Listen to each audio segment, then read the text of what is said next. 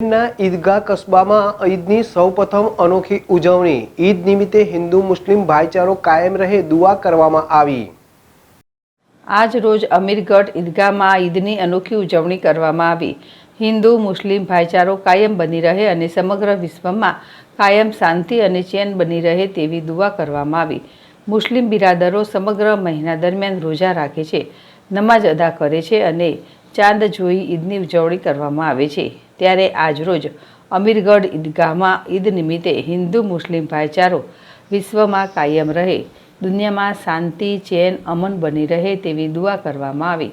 અમીરગઢ ઈદગાહ કબ્રસ્તાનમાં ઈદની ઉજવણીમાં મૌલાના ઇમ્તિયાઝ ખાન, અમીરગઢ ડુંગરપુરીજી મહંત, બૌદ્ધપુરી મહારાજ અને હનુમાનજી મંદિરના મહંત મહેશદાસજી મહારાજ તથા સ્થાનિક એમએલએ કાંતિભાઈ ખરાડી ઉપસ્થિત રહ્યા હતા।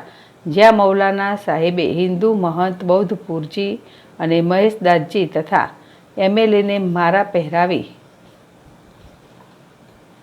ગામ અને દુનિયામાં હિન્દુ મુસ્લિમ ભાઈચારો સદા કાયમ રહે, વિશ્વમાં શાંતિ ચેન અને અમન હંમેશા બની રહે તેવી ઈદની દુઆ કરી ઈદની ઉજવણી કરવામાં આવી હતી।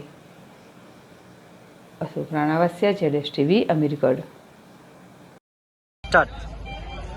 આજે સૌથી પહેલા તો સમગ્ર મારા વિસ્તાર અને ગુજરાતના ઈદ બિરાદોને આ વિસ્તારના ધારાસભ્ય તરીકે ઈદ શુભકામનાઓ પાઠવું છું અને કાયમી માટે આ રીતે ભાઈચારાથી બધી જ સમાજો સાથે રહીને હળી મળીને રહેવી ખુદાને અને ભગવાનને પ્રાર્થના કરું છું અને આ ફરીથી આ ધારાસભ્ય અહીંના ધારાસભ્ય તરીકે ईद मुबारक शुभकामनाओं पाठवू छूं।